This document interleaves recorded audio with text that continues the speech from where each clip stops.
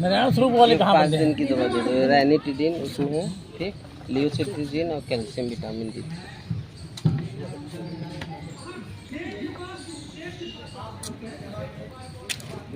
ये वाला है सर, एक मिनट हो गया। उधर लिए हैं।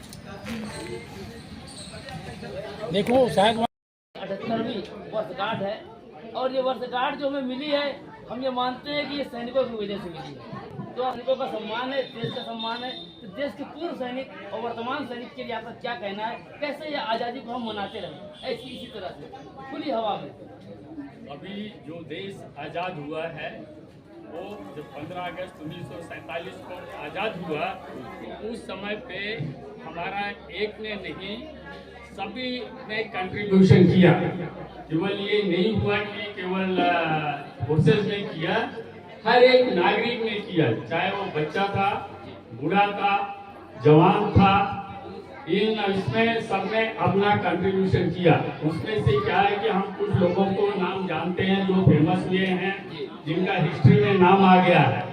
उनसे हजारों गुना लोग हैं जिनका हिस्ट्री में नाम नहीं आया।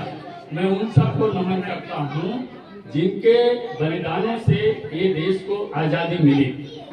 नेवी का रिवोल्ट जो हुआ था पुलिस अफसर्स के खिलाफ में, वो पहला उदाहरण था कि डिफेंस फोर्सेस ने भी अपना विद्रोह दिखाया था, जिससे कि सरकार उस समय पे हिल गई थी कि अगर अभी नेवी जो छोटी है वो विद्रोह कर सकते हैं सेलर्स, तो अगर आर्मी करने लगेगी तो क्या होगा इस देश का। ये बताइए कि आज़ादी का 78वीं वर्षगांठ चल रही है और जो देश के नवयुवक है या नौनिहाल है, उनके लिए तो सैनिक आप ही हैं, क्योंकि उन्होंने पूर्व सैनिक को नहीं देखा, जिन्होंने आज़ादी की लड़ाई लड़ी वो आपको जानते हैं। तो आपका कौन सा अनुभव उनके लिए काम आएगा ताकि ये देश हमेशा मजबूत रहे और मजबूत हाथों में रहे? जैसे हमारी देश की फौज है, चाहे आर्मी है, नेवी है, एयरफोर्स है, या हमारे सेंट्रल पुलिस ऑर्गेनाइजेशन हैं, ये सब लोग अपनी ड्यूटी ठीक तरीके से कर रहे हैं।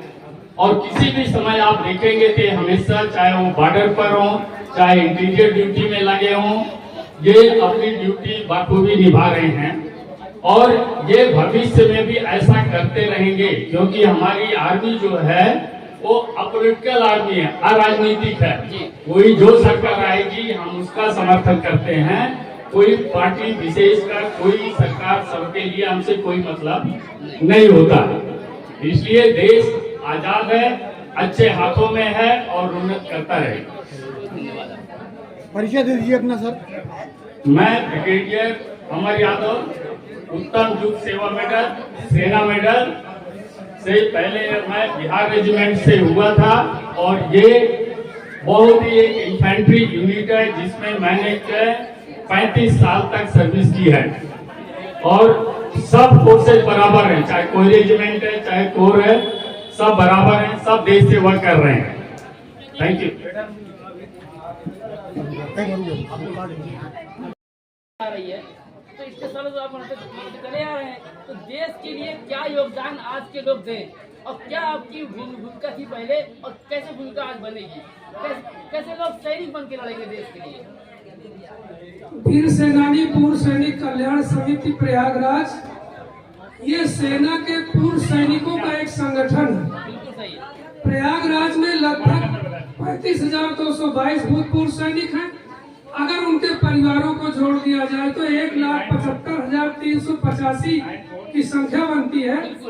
हमने सबको संगठित करके देश का जज्बा जो सेना में रह के था आज भी बरकरार रहे, उसके लिए ये संस्था काम करती है।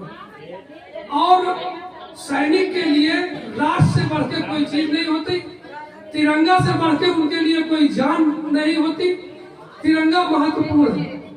और स्वतंत्रता दिवस जो हमारे वीर शहीद जिन्होंने आजादी की लड़ाई लड़ के दुनिया से चले गए, आज वो आजादी को अक्षुण्ण रखने की जिम्मेदारी सरकार ने सेना के ऊपर छोड़ी और सेना बखूबी सीमाओं पे डटकर देश को स्वतंत्र रखने का, देश को चौमुखी विकास करने का कार्य कर रही है। हम सेना से रिटायर्ड लोग वही जज्बा पुनः तैयार करके समाज के अंदर किसी भी तरह की जरूरत है हम लोग खड़े होकर के सेवा देने के लिए तत्पर रहते हैं। आज परिचय दीजिए अपना। 15 अगस्त का त्योहार इसीलिए मनाया जा रहा है और हम यहाँ हजारों की संख्या में 10:30 बजे ब्रिगेडियर साहब के ध्वजारोहण के बाद से बच्चों के सांस्कृतिक कार्यक्रम, महिलाओं की रचनाएं और 4-5 अस्पताल यहाँ निःशुल्क लोगों को दवाएं दे रहे हैं, हेल्थ चेकअप कर रहे हैं और बहुत अच्छा एकदम मेला जैसे ये कार्यक्रम चल रहा। इस अवसर पर मैं सभी देशवासियों, प्रदेशवासियों और प्रयागराज वासियों को और उनके परिवारजनों को, नवयुवकों को 15 अगस्त की अपनी हार्दिक शुभकामनाएं देता हूं और यह पर्व उनके लिए शुभ हो, सुंदर हो, अच्छा हो, सुरक्षित हो और आगे तरक्की वाला हो। अपना परिचय दीजिए। पूर्व सूबेदार थल सेना, कारगिल युद्ध विजेता श्याम सुंदर सिंह पटेल, संरक्षक वीर सेनानी पूर्व सैनिक कल्याण समिति, प्रयागराज।